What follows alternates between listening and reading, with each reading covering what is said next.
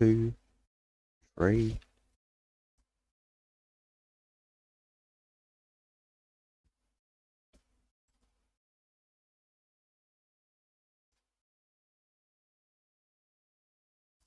All right. Welcome. Welcome back. Been a while. Yeah. I meant to be back before Yesterday. then. 2 days ago, I think. 2 days ago? Yeah, Yesterday. sure. But then there was roleplay, and I had to set up for roleplay before Friday. Yeah. And then yesterday, what happened yesterday? I had to set up. Drawing. Yeah, I was drawing And all the stuff late like wake this for this up. one. Sure. Every day's a late wake up. All right. Wake up the Where are we usual. at? What did I draw then? Okay, so we drew the other side of the house on the other side, right? Let me have a look. Introduce ourselves. Papa Weird and the Barbarians. That's gonna be my band, Papa Weird and the Barbarians. There's gonna be a new one to the crew soon. Featuring right? Gus. Gus is gonna be our lead singer. Sure, one day, whenever I get a chance to sit there and like Print them all. slice it up Oh, and yeah. crank it out of the old printer Studs. box, right? Sure. You hassling me? Huh? No. They didn't come up. They didn't get fought, so they got put off for a whole fortnight. We did the introduction for roleplay night. Everything was swimmingly, except for the guy who got back and his like girlfriend, spouse, woman folk was far more heavily pregnant than he wanted, and he's trying to disappear now. He wants to teleport, circle her out. That's how he's going to get rid of his problems. Reverse. Get the He's milk. just gonna have it taken out of the campaign. So he's gonna pull a reverse. Got the milk. Yeah, sure. Instead of like, I'm gonna go get the milk, it's gonna be like, yeah, can you go get the milk and never come have back? your baby? And if I don't see the baby, then like I might be sad about it in game, but not. So anyway, so here's our house from the change logs. So it's the opposite. Let's have a look. Is it not the opposite? Where's the top floor? So there's the top floor. That's the bottom, right? Where's the bottom before? Okay, so we started with the top. So there's the top floor. Mm-hmm. Now there's the top floor. So instead of the mirror being on this side and then going around here, we have it the other way coming around with the stairs going down. The stairs are on the opposite side, right? See that? The stairs Was that hard to draw? Oh, not really. Like, oh, you mean in my mind? Yeah. I don't know. A little bit. There's a little bit of mucking around.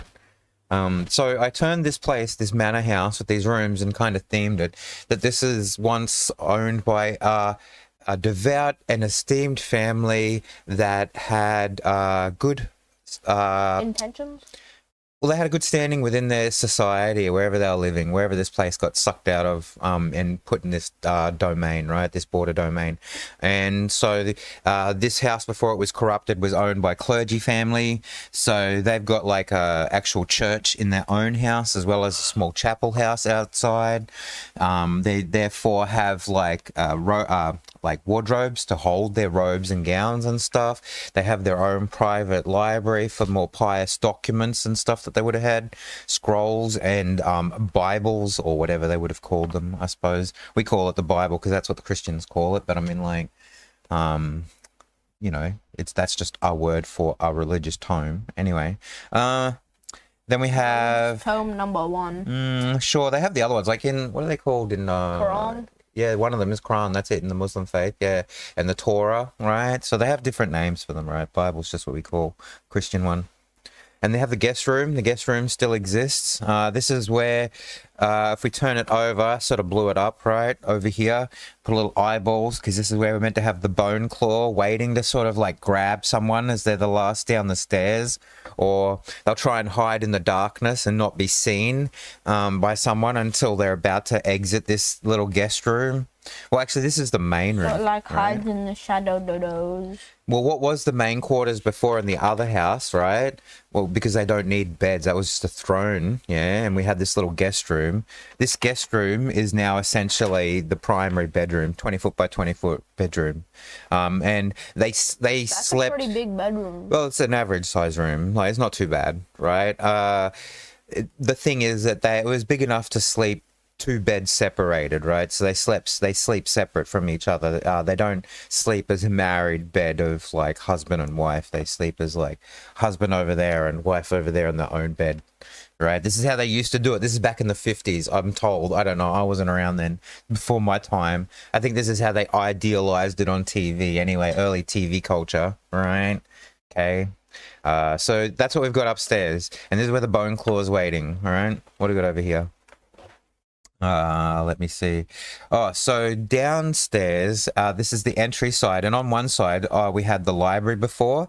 So this is the one we had that is now the trophy room, where you wanted all of the skeletal heads mounted on the wall, right? It's like one of those trophy rooms of like a great hunter, except no skin. Sure. It's like, okay, you remember Ace Ventura? I think it is the second one where he goes over to Africa and he's in the house of the great game hunter. Oh yeah. And the guy's got all of the trophies on the wall and he's like flipping out, right? Yeah. So yeah, it's like that. Okay. And got trophy cases in the room. But the point of this is all of these stuff has been destroyed, ruined, vandalized, desecrated. Whichever sort of verb you'd like to use here. Okay. Now, what was the hag's room before, the little hag's lab, the night hag was living and occupying, is now a ballroom. Okay. So we've got have bowls. Sure, maybe, right? An open entertaining area that could be used as a ballroom or an extra dining area or something, right? Because on the other side here, we do have, again, the kitchens, the dining area, and another parlor. So essentially, this is just the opposite of the other room here. Okay. So let me see now. And the cellar here, we have the cellar that sits underneath. Instead, before it was the Arcanoloth's lair with the vault and the cells, it actually was a cellar, but this is where you got the flame skulls, right? Yeah, sure. If that's what they do, yeah, sure. They go ha, cackle, cackle, chuckle, chuckle, boom. All right.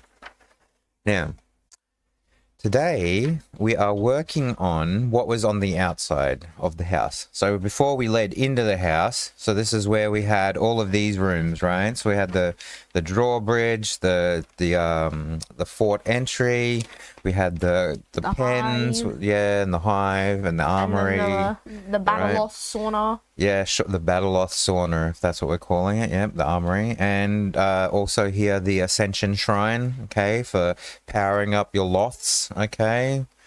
Doesn't quite happen in the ball like Pokemon, it's all right. You got to take them to the shrine. Yeah, you got to take. It's like what is it called?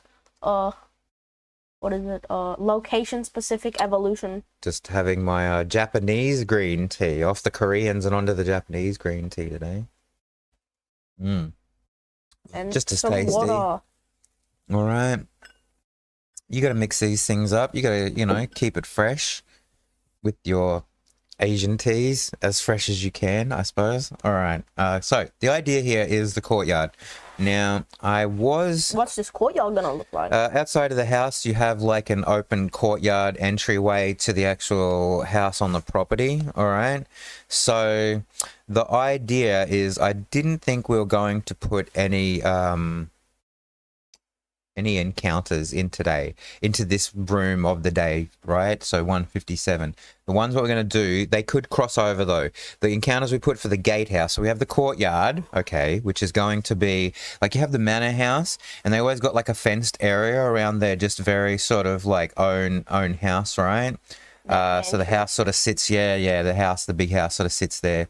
And now the thing is that, can I have the eraser? Here we are. So the front part, though, of this area where the courtyard is, I was thinking we do the sort of like, give it a fountain, right? So it's got a fountain at the front, and it's got like a pathway where people can drive up to the front, and there's stairs at the front of the house, right? With the noble steeds. Sure, steeds. What were one? Where's your coconuts? Have you got your coconuts? I don't have coconuts. You ain't got your coconuts, boy. Oh, I'm quite disappointed. If we ever get a coconut, we're keeping the shelf. You wanna make some coconut horsies? All right. Okay. So, the idea of the courtyard is simple. We're just gonna have a wall that will probably be about 6 to 8 foot tall. Okay, the wall. Okay. Stonework. All right, so this is all sort of very traditional. We've kind of moved from like the Wild West of the Americas over to the countryside of England. Yeah, English countryside on the moors, right? We've got the manor house with the fountain and the driveway, right? And that's got a little, that's where we're gonna have the little guardhouse. Okay, Can we have the fountain just like be spewing like the fountain? All right, the fountain just have like trickling smoke. well, I was gonna have, I don't know, that's water? like, instead of water, I was gonna do, well, we could either have like smoke, or I was thinking like blood, or like the water that sort of drips out is really thick and viscous and sort of dank and poisonous if you drink it.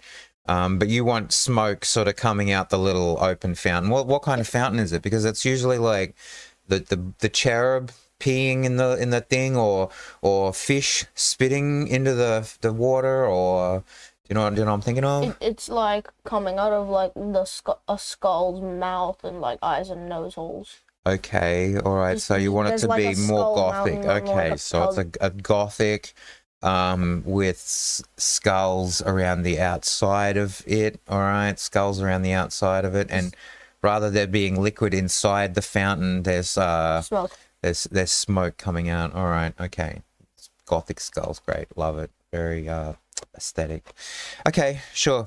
Now on the other side of that, so we got the courtyard, right? And so that's where the fountain is, further up here, and the ring road, or what you'd call it, right? The driveway. Okay, so there's the fountain. Okay, now we need a gatehouse, okay, which has got like just gates. They're not like a portcullis or you know, like drawbridge or anything. It's just a gateway that they kind of open to let visitors in to go down the road. Now this is for this area, these two areas, we need some enemies. Now this is where, for this month, I was having a look through and I was like, I want to do like the Grim Hollow stuff. I think I talked about wanting to touch base on it like earlier, so I got a few Grim Hollow things in there. Yeah, sure. Oh yeah, we have along the way, right, here and there, but I was like, I want to have like, it's all full of undead stuff and cool blood monsters and like spooky creatures and stuff, right?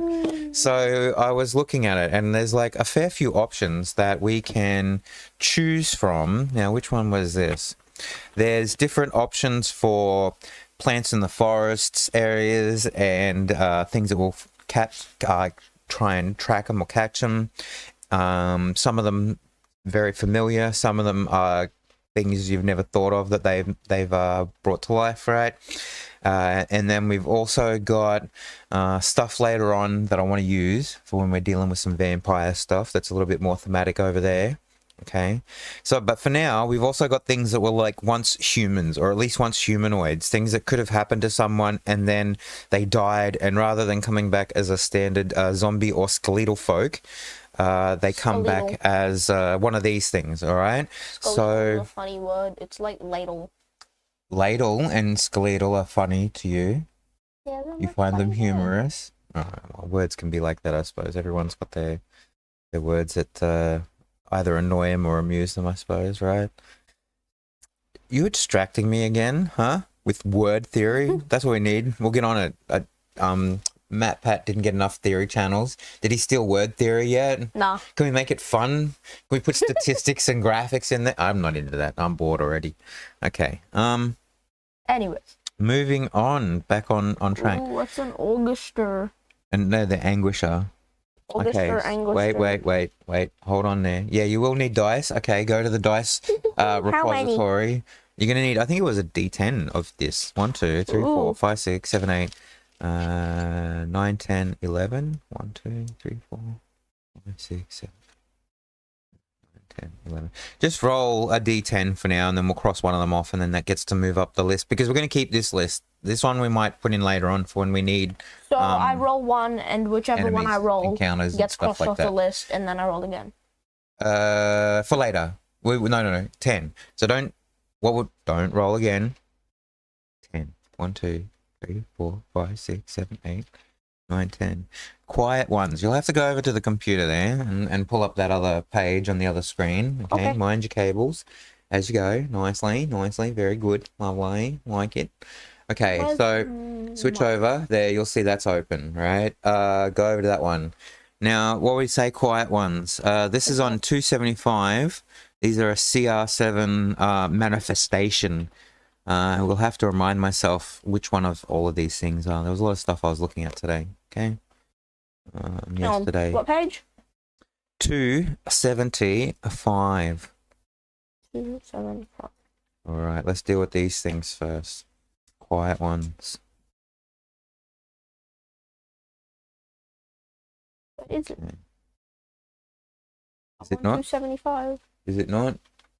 Well, maybe not the page number that is at the top of the screen. It's the page number at the actual page in the book. When you look on the page of the book, can you see?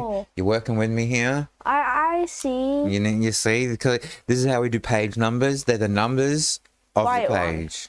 Right? It doesn't look very quiet.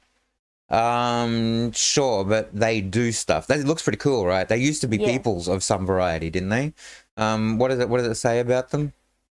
A quiet one is a horrifying to behold. They are vaguely humanoid with grey pebbled skin. Right, vaguely humanoid. Okay, sure. Ovoid head and sharp claws and a massive fanged maw. Okay, so these ones were probably either like taken out of the creatures, whatever humanoids were left here, and they've been like corrupted and like perverted in their form, right? And their humanoidness. So what do they like to do? Silent. Yeah, they are silent. They emanate a form of silence around them, right? Don't they? Do they not? Quiet one generates a permanent 20-foot radius. Yeah. Or with the same effect as a silent spell. Yeah. Imagine getting one of those up on top of your mage caster who's already exhausted from casting magic, right? This is the punishment, all right? This is the realm to punish the intellects, all right? You're smart. Yeah, right. Let's do that. Silly decision. Okay, so how many of these we're going to fit in a fight, though? CR7s? You want to go over to the Maybe like calculators? At most. Right. Number of Do you characters? see it? Yeah. 4 of 11. There are 11s here at the minute, I'm pretty sure. 11. Yeah. Number Is that in the plan? monsters? I think that's where we're at the plan. CR7. Calculate. Look at this. That would be a deadly fight. How about 3? You want 3? No, that's deadly. How many's deadly? 3's deadly. 2. But 2's medium. Yeah, that's what I mean. We'll put 3 in. Okay, that's what I mean. How many attacks do they have each? Have a look on the sheet again for them. Go to the actions, right? It'll tell if they have multi-attack. Yeah, good on you. 2 attacks with its claw and 1 attack with its bite. That's 3 attacks. 3 attacks. Okay, what's the damage on those? What's the damage for the claw attacks? Claw is 1d8 plus 3 slashing damage and 9... Oh, and 2d8 psychic damage. Okay. So it's doing 3 dice worth of damage plus something. And how much is the other? And the bite is 1d6 plus 3 piercing and 3d8 psychic. Oh, that could hurt. All right, and they have 3 attacks. So 2 of those were 3 attacks. All right, okay. No, and they have to roll a roll to see if they get frightened. And if they do, the attack does an additional 2d8 psychic damage. Well, what we'll do is we'll have them waiting inside the guardhouse, all right? Do we want to put another... And we'll just put 2 of them in there. 2 of them, you say, do you reckon? Or... That's a medium fight. Yeah, sure. But I mean, like, if you're saying that they get the stealth and that they're jumping out and they get 3 attacks in a round, that's still 6 attacks. And if they jump on, like, if this thing is also one that, like, wants to make people paranoid of, like, whatever is there, then it could be just waiting for that, like, last mage to go through the gate or, you know, right? Or the rogue. And they could just, like, both pounce at the same time. So, I mean, it depends. I mean, at this point, you could have ×2 or 3. You know what I mean, right? So that depending on the campaign and how strong everybody is coming into this area, you'd have a far better idea about whether they'd be able to take it or not. So the quiet ones, CR7s, waiting. What page was that again? I got to write this down. On the page thing, it says 279, but on the thing, it says 275. Yeah, that was it. 275, CR7s. All right. Okay, so they're waiting there in the guardhouse, okay? So you get out of the house. When you step outside of the manor house, like, the grey soupiness kind of doesn't really leave. It just sort of, like, you see what is in, like... Do I come back? Just leave that there. Oh, yeah, you can come back. Yeah, sure. Come back. Do I leave this here? You can put it on the other screen again if you want. You can leave that there for now. Okay, sure. So early in the morning, you're trying to drive. You probably haven't been around or awake or driving at that time, but you can often get really thick fog on the street that sort of sits, and it's really hard to see through, and it's very soupy. Like that's just generally how it looks outside. So they probably, when they step outside, they'll see the fountain. They'll see probably the walls on the side. Thicker smoke. Yeah, sure, emanating at the mouth of the skulls of the fountain, sure. And the eyes and the noses. At length, they will probably be able to see up to maybe 100, 150 feet, which it would be where this gatehouse is going to be. So this is all considered all dim light.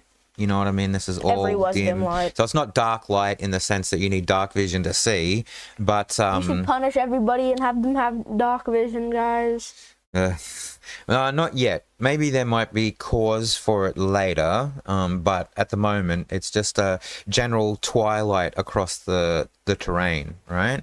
And what they would see otherwise is forest, okay? Is sort of is trees and from an orchard. Okay, so this wasn't a farmyard for animals. This is a farmyard for produce, and the produce could have been anything from like anything, like I mean apples or whatever else, right? You just think of it as being something you take to market. All right, so this is a farmyard of a forest with trees. So not anything, something that would grow from trees. Okay, but they're not necessarily something that you can go out and pick now. Do you know what I mean, right? Whatever was the orchard or the growth or the production, often the distance, is considered foul or lost or provides no fruit in that sort of sense. They're just probably bad mimicry, sort of shadowy replications of their past self as the tree. If that could be a fate that trees could have. The trees still grow right? fruit, but often the fruit is the fruit that's been left out too long from Slime Rancher. Okay, you reckon? Yeah, because when you touch those fruit, they just crumble. Okay. Oh, you okay? I see what you're saying. So the fruit that would grow that you would see that when you touch it and you try and pick it, it just crumbles away in your fingers. Into dust. It's not a bad idea. All right. All dim light, surrounded by orchard of crumbly fruit. All right. Crumbly fruit. Crumbly dark fruit. Because otherwise we'll get done for stealing intellectual property. All right. Don't want to do that. Don't want to upset the corporate overlords of whoever. I think they're pretty cool though. Actually, they're an indie group, right? That does Slime Rancher. Yeah, sure. They probably still have souls. Anyway, quiet ones are waiting. All right, in the guardhouse, 2 or 3 of them, depending on party strength, waiting to snatch anybody up. Okay. Yeah, the DM can be like, these guys have especially some with a mage, just to punish them. This mage has so many things. Yeah, yeah. They're always getting out. They're so cocky about their spells. You know, they got everybody and saved them from the demons. We don't like any of that. It's time to make them suffer. Not that we'd ever admit that as a DM. You would never say that like, oh, hey, I like you. Come show up at my game and suffer for the next 3 months of your life as we get through this month of game, right? You wouldn't actually say that, I hope. But with best intentions and well intentions. All right, so here we have the barn, like a workhouse. So what I was thinking is, if we're not going to have like a barn for the for animals or livestock, I came up with the best idea. Yeah, the best idea. Skelly aurochs. You want the aurochs to be skeleton ones now? Yeah. Okay, sure. In like the cages going on. Okay, I'm not sure how many that you could have of those. What were they, CR7s or something before? No, aurochs. Or not quite as high, maybe even 5s or whatever. You could probably have a few of them. Like we'd say 3, sure. Skelly aurochs times 3. We'd have to invent the stats on that one, as they were there to work the yard or something. That probably would have been used as like you know, the aurochs could have been used as beast of burden to drag the actual carts and stuff, you know, right? Yeah. And do the tilling of the land when that needed to be done, and pulling of stumps and stuff, right? They'd be pretty good work beasts, yeah. So because horses are out of fashion. All right, sure. They're left in the Wild West, right? So we have the barn. It's got 2 levels. There's a place up the top here for storage, or what would have been a storage space. Up a ladder, all right. And then there's some stalls for the scaly aurochs down the bottom there. Sure, lovely. And big wide barn doors, right? Great. Not much else to be done there. We'd have to work it out, but we'd probably put them, like you said, CR5 to CR7. I don't think they're much of a threat by way, but it is good. It is good theme. It is good theme. All right. So what I wanted to do next for the next room here, moving on. I know we're clipping. A chapel, yeah. Like I said, quite religious folk. They have their own private religious quarters, far more than they actually give to their bedroom, because they're quite simple people and they live chaste and virtuous lives before they were destroyed and their household sucked off into a shadowy domain on a somewhere at the edge of the ethereal sea, and then also got stolen and deaded for whatever happened to their family and horrific story. And then their house also got copy and pasted over into I'm not sure how you would explain how the actual house in Gehenna is a copy of this house. No. Like, which one was the real one? Which one ever existed? Is it just because it sits on the opposite side of a multiverse point? I don't know. Are you saying your barbarian that can transform into a seal sits there at night, stays awake, thinking up about like the planar shift of mirror dimensions? This one's the real house, but then the people from Gehenna was just like, very good house, we're taking that. Oh, is that what happened? Yep. Okay, that was the magic inside the mirror. Okay, so the chapel, very simply, is just a single-story building, okay, and it just has more pews than they have upstairs, right? So you can fit more area and more people to come in. This would have been the countryside people of the area, right? A lot of small villages might not necessarily have their own their church, or if they do, it's not as nice as the one that holds the that is held by the more extravagant, the richer people in the community, right? The rich ones. Yeah, sure, because they keep their own, and they usually even may keep their own religious folk on grounds, which is what's happened here. They got a religious folk here at the altar, all right? So they got an altar. Okay, and in this room, I was having a look through. This is where you might want to go back over to the other screen again, even though you just got up. I mean, we could put like 20 skeletons in there. No, this is no. We're doing undead. We're not doing just simple skeletons and zombies. All right, we're not doing that. Not just simple skeletons. We're not doing this kind of stuff. All right, look, I got too many other numbers I wrote down. I did research over here. I got stuff to pull out. All right, so go back over there and have a look on. I got to roll first. No, none of that for this one. All right, this one's a little bit more planned out. Okay, we're coming back to that later. All right, what did we write here? We got to cross the quiet ones off that list. Very good. Go and have a look at page 80 in that book. And this is, remember, page the 80. All right. Okay. The dark feathers. Yeah, dark feather. You see that? All right, religious folk. In some way, they kind of look like a medic, like a medieval kind of witch doctor, plague doctor.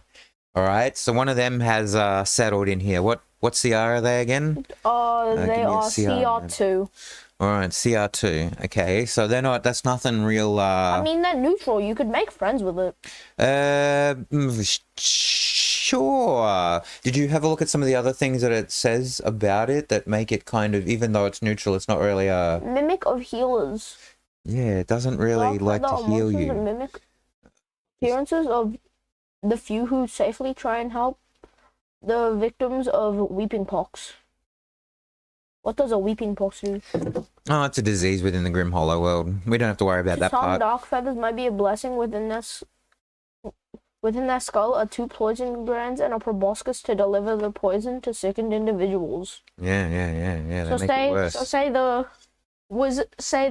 wizard has like 3 points of exhaustion already from trying to teleport. You think he's gonna ask this guy? You seen him? If you were a sick wizard in a strange place where magic's not working out for you and you just got things jumping out on you, would you trust this guy? No. Say they stumble into the chapel, right? Okay, sure. Okay. I'll go with you. Take a rest. And then this thing just like bites the wizard. And gives him like This one's trying to lead a sermon. This one will probably be at the altar leading the sermon, because this one's got a flock now, right? Because, you know, that's a word you use for a flock. That's referred to for your congregation at a church. No, he's going to have a flock underneath him. Parishioners. I forgot to change the thing. Parishioners. Oh, did you? You didn't get to... change it over then. Have a quick look. Yeah, change it. Because the flock are going to be these other things. A couple of pages back from there, on page 72, there's something called a corpse wisp. All right? So we got a dark feather times 1 who's leading the sermon. All right? Corpse whips. All right? Corpse whips. Wisp. Not whips. Wisps. Tiny, undead, chaotic evil. I'm sure that's going to sound great over the microphone. CR1. Okay. So you got to put this in. You got to put. Well, you probably have to put more. These things are going to be. Well, maybe not that many. See, look, put it into the calculator. That's what we got this for. Number of monsters. Okay, so you got 1 dark feather leading the sermon. All right, he's only a 2. And then you're going to have a lot of these other ones. Now we want to get it to the point where it's a hard. Or, you know, in the difficulty. We don't necessarily want to make it up to deadly. So, and we've only got so much room. You could probably only fit at most 3 6 by 5 30. You could probably at most fit 30 of these things at a medium size in this room without it getting ridiculous. There are 15 of them. 15, you reckon? And they're tiny, so. Okay, all right. Now, did you want to have a look at what they do? Do you want to have a look at what the corpse... The corpse wisps do? Sometimes a soul stays in the mortal world to haunt the living. Yeah. Okay. When a corpse wisp is destroyed, it leaves behind a soft black rock the size of a coin. This coal can be used as an extra material component when casting a spell that does necrotic damage. All right. So these things, do they have any ability to hide in the dark? Do they have etherealness or any ability to... jump back into the shadows? Do they have turn invisible or anything like that, or do they just sort of like sit there hopping around waiting for people to come? Incorporeal movement. They have incorporealism, right? They can disappear. Yeah. Oh, that means there's gonna have to be like a graveyard near here. There is actually. Oh, coincidentally, did you just say that? Oh, a graveyard around here. Okay, sure. Look at that. What are we doing with a graveyard? Can't stray more than 300 feet from the remains it spawned. Okay, yeah. It can't go 300 feet away from its spawn point. Okay, yeah. It's got limited arena scale. All right. So over here, sure, we'll go over to here. What we do have on the other side of the church, okay? The church itself as a building, it has the church there, okay? And you have the entryway, okay? But on one side, it has a conservatory, okay? We're gonna need at least 15 graves. Do you know what a conservatory is? A place where it conserves. What does it conserve? People. No, flowers. Oh. Flowers and like a parlor, but with a lot of flowers, and usually like a greenhouse. So glass walls everywhere, and you know, right? So we're gonna have that off the side of the chapel. Okay, so they have one side leads out to a conservatory, okay, which not to be confused with a conservatorium, which is what I am almost spitting out, okay, which is a place for musical study and such. All right, okay, so we have a conservatory, okay, over one side, but on the other side over here we have a graveyard. Okay, so we have some graves that are bigger and more ornate in their plots. These are ones that are obviously family members of some importance. And then you have smaller ones, and then you'll have place where the babies are all lined up, because they usually have a plot that's walled off just for the children's of the family, because that can happen sometimes, and they have little small plots, and that's very sad. So yeah, so we will be having a graveyard. There's not 15 in there yet. You want me to literally put 15 bits of dots and stuff into the graveyard? Are you counting them? Because that must be enough. I'm sure it is. That's enough. All right, whatever. Okay, so outside of the actual chapel here, you have your graveyard where the where these corpse wisps come from, yeah, and but they are inhabiting the pews, listening to the sermon of the Dark Feather. All right, Father Dark Feather. I'll write that down. I like that. Father Dark Feather. All right. Love it. Okay, so we have one other room, which was the conservatory on the other side, right? This glass house. Okay, so... Let me guess, it's going to be made of glass. The glass house. Yeah, we'll be made of glass. Right, very good. so How smart. astute. That's it. You are at the top of the class. All right, so there's our chapel. We've got the graveyard on the other side. Okay. Over here is the conservatory. Okay. On this side, needs at least 15 plus. All right, we need more, but at least 15 to keep the weirdling happy. Okay, so this is where we're having the conservatory. In here, we're going to have deadly flowers. I think I picked ones out. What was I picked Poison out? flowers? Corpse flowers. Where are they? What page? Okay, now I don't know if those ones are actually in this one. These ones I specifically picked out before that I wanted to go in here. All right, okay, so corpse flowers I think may be in the DMG actually. If not in the, let me see. Hold on, sorry, the monster manual.